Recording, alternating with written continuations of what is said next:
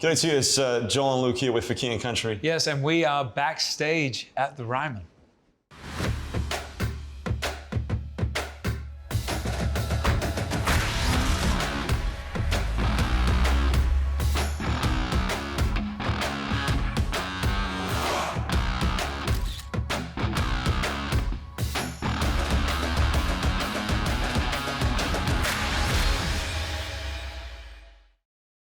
Well.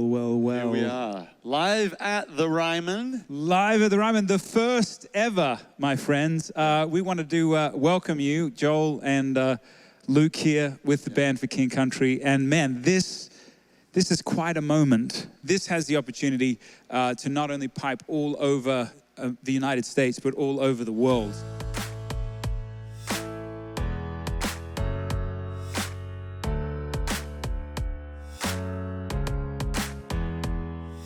We are part of a band, brothers, part of a band called For King Country. Transplants from Sydney, Australia, right here to good old Nashville, Tennessee. He lives in Franklin and I live in Alabama. In Columbia, on the border. Tennessee. So, I'm still about an hour from the border, but that is the common joke. We really had the American kind of story of coming to America with nothing and raking leaves and mowing lawns, and America's been very kind to us, and music has been very kind to us. This town's been very kind to us. So music is kind of always laced through our family of heritage. Our great-grandma played violin in Australia, and our grandma sang, and Dad was always involved in the business side of music, so shows at the Sydney Opera House. Our older sister is an artist. Her name is Rebecca St. James, and she played the Ryman, 20-something years ago. I grew up doing spotlight operating and lighting design. Joel did stage managing, sung background vocals for her.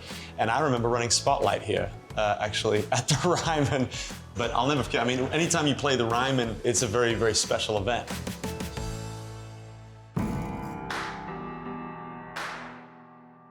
Fortunate to have played, 4 times, I think, as for FK&C. It's a beautiful venue. My favorite aspect of it is, for the most part, you can actually see the face of nearly every single person in the Ryman, where most times you play in an arena or something else. You just can't see that far away. In an arena, you're always playing to the people in the back of the room, so it doesn't translate, but in this room, because of that intimacy, the tubular bells or the bass drums and the cellos and the brass, and I think it adds to the flavor, because what you can do is you kind of have these really massive moments where all 8 of us will be banging on a drum or something, and then you'll pull it all the way back. And so that range is just really fun. You held your breath the whole time because you could actually hear it. Always cool to say that you played the same stage as an Elvis Presley or a Johnny Cash or some of these legends, because you go play big rooms, they just roll out of stage. That stage doesn't move.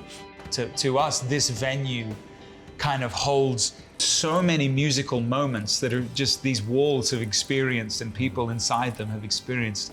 I think that's part of the beauty of this town, and rightfully so, it's been dubbed kind of the country music capital. But you've got so many artists, the Taylor Swifts and the Paramours and Haleys and us, and so many that are feeding off this beautiful spirit of music. This is a big deal.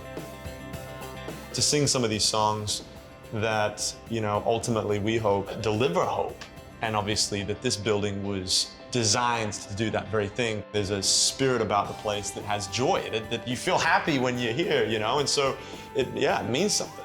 When you think about, 100+ years ago, if you had said to them, hey, in 2020, there's going to be this moment where everyone's physically isolated, but because of technology, something that happens inside this room is literally going to be able to be seen in Australia or, in Asia or just around the world. I think their brains would have fallen out of their heads, What a cool idea, even in this confining moment, that we can actually reach further in this venue and have an impact than just on a local level. And to be kind of part of that tapestry with a first ever, like doing this live stream. There's something pretty cool about that. Yeah.